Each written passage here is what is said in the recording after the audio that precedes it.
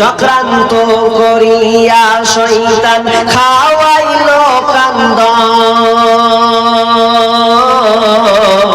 তোমরা রেখ গো শরণ একদিন হবে যে মরণ তোমরা রেখ গো শরণ একদিন হবে যে মরণ ইব্রাহিমকে নবী ছিলেন কুরবানির আদেশ পাইলেন ইব্রাহিমকে নবী ছিলেন কুরবানির আদেশ পাইলেন আরাফাতে যাবার পথে ধোঁকা দেই শয়তান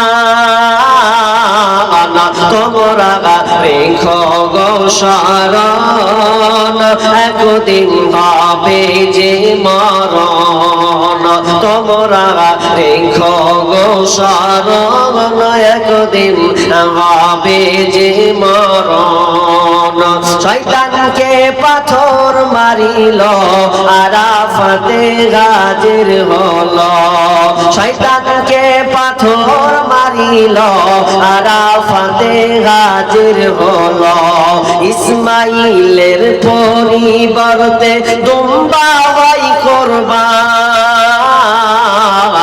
তোমরা রেখ গো শরণ একদিন হবে যে মরণ তোমরা রেখ গো শরণ একদিন হবে যে মরণ আল্লাহ সুবহানাহু ওয়া তাআলা স্মরণ করেছেন আগের পূর্ববর্তী লোকের উপরে আপনার কিনা কুরবানির বিধানটা ছিল।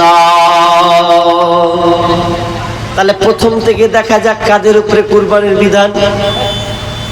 আদম আলাইহিস সালামের যুগ, আদম আলাইহিস সালামের সময় শুধু শীষ নবী ছাড়া বাকি সকলের তাদের সন্তান হতো তো জোড়া জোড়া করে সন্তান, জোড়া জোড়া করে সন্তান হতো।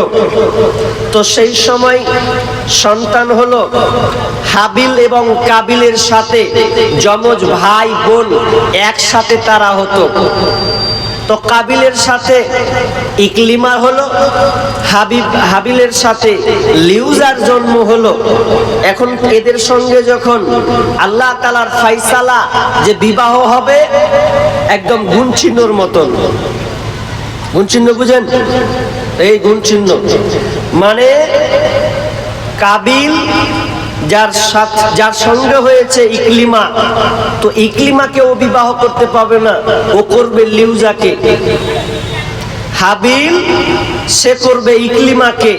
তো একদম পরস্পর সঙ্গে সঙ্গে একসাথে ভাই বোনের নয়, দ্বিতীয়বার যার সঙ্গে হতো তার সঙ্গে বিবাহ হতো। তো বলছে হ্যাঁ রে বিবাহ তো করবি, তো তোকে তো বিয়ে করতে গেলে কি করতে হবে?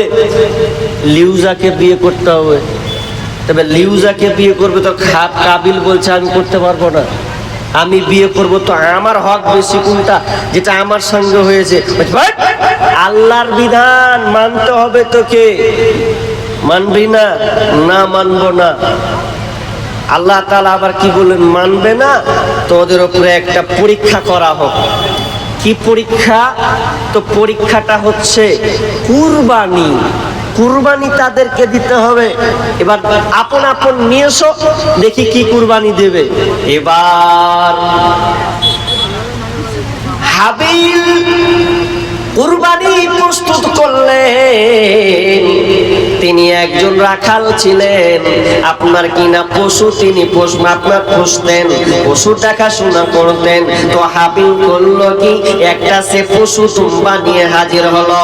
এবার আপনার কাবিল করলো কি রে, এবার সে তো চাষি মানুষ, তখন সে চাষ করার জন্য সে একটা ভালো আপনার কিনা চাষা, আপনার ধান নয় কি আপনার শীষ তো সব চাইতে খারাপ নোংরা শীষে সে হাজির করেছে। আগের জমানায় যে এখন এমন একটা নিয়ম ছিল যে যেটা কুরবানি দিত সে সেটাই কিন্তু দেখতে পেত, কুরবানি কবুল হতো এটা মানুষ জানতে পারত। তার মানে একটা পাহাড়ি উঁচা জায়গাতে যেটা যে কুরবানি দিত রেখে দিত, আসমান থেকে আগুন এসে জ্বালিয়ে ওটাকে আবার পুড়ে ছাইখার করে দিত। কেউ বলেছেন ওটাকে আবার আসমানে উঠিয়ে নেওয়া হতো, তাহলে মানুষ জানতে পারত যে কার কুরবানি কবুল হয়েছে আর কারটা কবুল হয় না। এরপরে যখন কবুল হলো না কাবিলের, এবার কাবিলের মন খুব খারাপ। এই খারাপ হতে গিয়ে সে লজ্জিত হয়ে নিজের ভাইকে হাবিলকে সে হত্যা করল,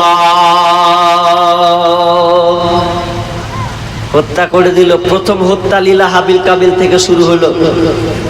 লম্বা ঘটনা আছে, আমি ওইদিকে যাব না। তাহলে আমরা ইতিহাস জানতে পারলাম যে কুরবানি আদম আলাইহিস সালাম থেকে চলে আসছে। এবার রিনিউ হবে আমাদের কুরবানি কোনটা। আমাদের কুরবানি হচ্ছে ইব্রাহিম আলাইহিস সালাতু ওয়াস সালাম থেকে কুরবানি, সেটা হচ্ছে আমাদের মূলত কুরবানি। এই কুরবানি এর অনেক তাৎপর্যপূর্ণ কিছু কথা আছে যেগুলো আমাদের সকলকেই জানতে হবে। আপনি যে কুরবানির ইচ্ছা পোষণ করেছেন যে আমি কুরবানি দেব, তো আপনাকে এই টার্গেট গুলো আগে রাখতে হবে, তাহলে আপনার কুরবানি কবুল হবে। কুরবানিকে আপনি কি ইচ্ছায় কুরবানি দেবেন। আল্লাহ তাআলা এমন একটা সময় ছিল যদি ইব্রাহিম আর ইসমাইলের মধ্যে যেটা আল্লাহ ফায়সালা করে রেখেছিলেন স্বপ্নের মাধ্যমে যেটা দেখেছিলেন ওটাই যদি বাস্তবায়ন হতো, তাহলে আজকে বর্তমান দেখা যেত রে যে আপনাকে আপনার সন্তানকে কুরবানি দিতে হতো। কিন্তু আল্লাহ এটা চাননি। কেমন হয়েছে? ইব্রাহিম আলাইহিস সালাম একজন ইরাকের ব্যাবিলন শহরের একজন মানুষ, এই নবী, তিনি আপনার কিনা বিয়ে হয়েছে 80 বছর হলো, এরপরও তার কোনো সন্তান নাই। আল্লাহ তাকে কোনো সন্তান দেয়নি। 86 বছর বয়সে আল্লাহ তাআলা তাকে একটি সন্তান দান করেছেন যার নাম হচ্ছে ইসমাইল আলাইহিস সালাম। বৃদ্ধ বয়সে একটা নবী বৃদ্ধ বয়সে সন্তান পাচ্ছে গো।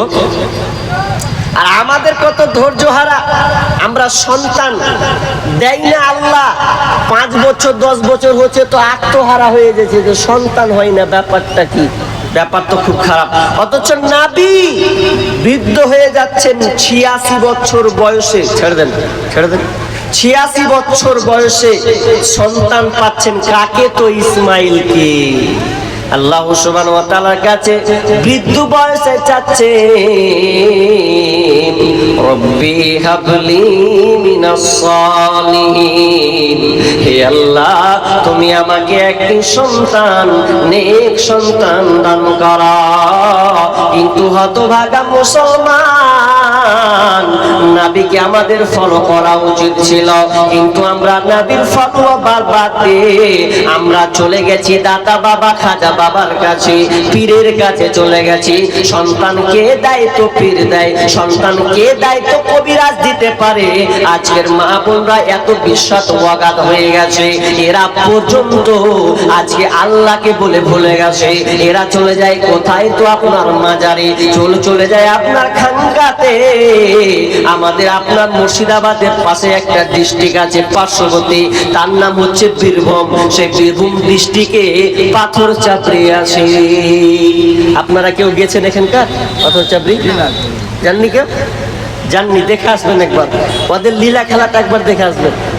পাথর চাপড়ি আমাদের বেশিরভাগ অধিকার সব যায়, মানে বাধা ছেলে হয় না তো এখন কি করবে বলে দিয়েছে, আগে বুবু যাবি গে পাথর চাপড়ি যা, ছেলে পাবি।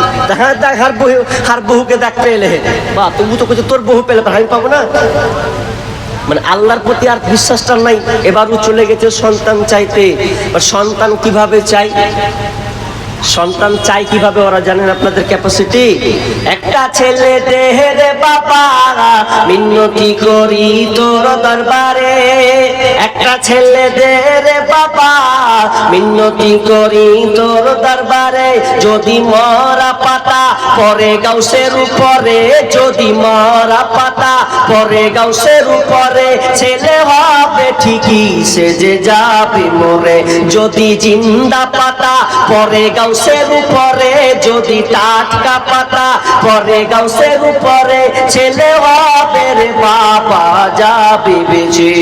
আর এদিকে বলছে হায় হারে হায় হারে, আর ঢাকঢোল বাজে বলছে মানে ওর তাল মিলাচ্ছে ওরা, আর এদিকে বক্স ঢুলিয়ে বাজছে, আর এদিকে ওরা তাল মিলাচ্ছে। কি হবে? তো বাবার কাছে এসেছো সন্তান দেবে।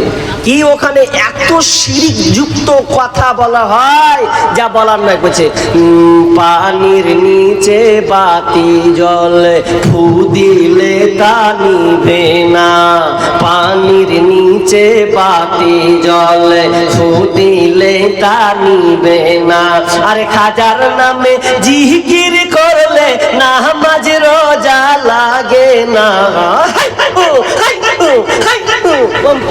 এই তো বলছে শালা এরকম ভালো জায়গা পেয়েছি আর কোথায় যাব, নামাজ রোজা কিছুই লাগবে না, একবার করে যাবো আর চলে যাবো, তাহলে তো সাকসেস হয়ে গেল, দরকার নাই।